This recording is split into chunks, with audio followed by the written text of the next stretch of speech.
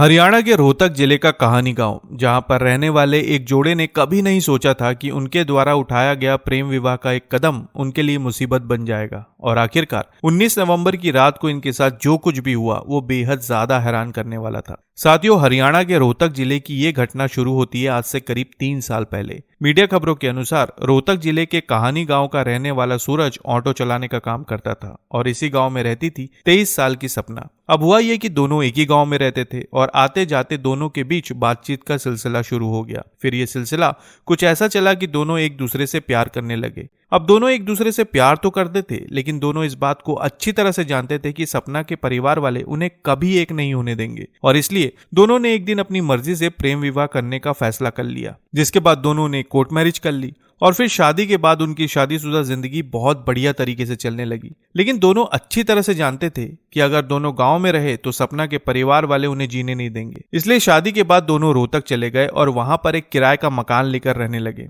रोहतक में रहते हुए सूरज ने छोटा मोटा काम करना शुरू कर दिया और अपनी शादीशुदा जिंदगी को संभालने में लग गया। और फिर इसी बीच सपना ने एक बेटे को जन्म दिया। धीरे धीरे वक्त बीता और फिर दोनों को लगा कि शादी को इतना समय हो गया है और अब तक तो शायद परिवार वालों की नाराजगी भी कम हो गई होगी। फिर इसी उम्मीद के साथ कुछ समय पहले सपना और सूरज अपने गांव आकर रहने लगे। अब सूरज सपना को लेकर अपने घर आ चुका था। घर में उनकी मां निर्मला थी और पिता का पहले ही स्वर्गवास हो चुका था। इसके अलावा सूरज के साथ उनका छोटा भाई साहिल भी रहता था। अब होता यह था कि दोनों बेटे सुबह जल्दी काम पर निकल जाते और देर रात तक घर पहुंचते और इसी वजह से घर में कोई अनहोनी न हो, इसलिए उन्होंने घर में सीसीटीवी कैमरा लगवा रखा था। अब सूरज और सपना दोनों अपने गांव आ चुके थे और अपने घर में रह रहे थे। लेकिन जैसे ही ये बात सपना के परिवार वालों को पता चली, वो इस बात को बर्दाश्त नहीं कर पाए कि सपना फिर से वापस गांव लौट आई है और इसी बात से उन्हें बेइज्जती महसूस होने लगी। अब हुआ ये कि 22 नवंबर को सूरज और सपना का बेटा पूरे 2 साल का होने वाला था और इसलिए परिवार वाले उसके जन्मदिन की तैयारियों में लगे हुए थे। फिर 19 नवंबर को सूरज ऑटो लेकर अपने काम पर निकल गया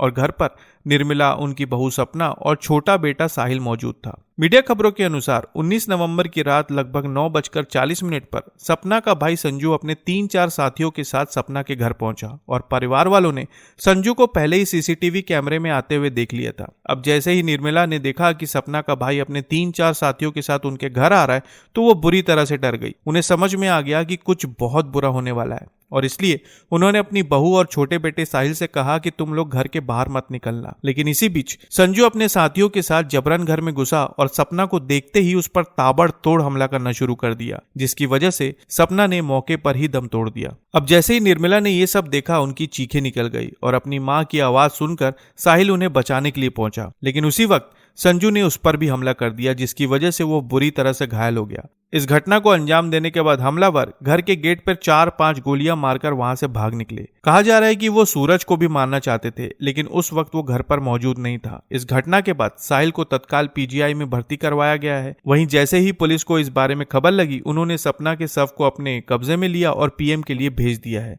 खबरों के मुताबिक कहा जा रहा है कि इस घटना के बाद से सपना का भाई संजू फरार है। फिलहाल पुलिस इस पूरे मामले की जांच कर रही है और कहा जा रहा है कि जल्द ही इस मामले में और कई नए राज सामने आ सकते हैं। तो साथियों, ये था हरियाणा के रोहतक जिले का वो मामला जिसने हर किसी को चौंका कर रख दिया। आप इस पूरे मामले पर क्या कहना चाहेंगे, कमेंट बॉक्स में जरूर बताएं और नई खबरों के लिए चैनल को सब्सक्राइब करना ना भूलें। तो फिर मिलते हैं बिल्कुल एक नई खबर के साथ। तब तक के लिए आपका बहुत बहुत धन्यवाद।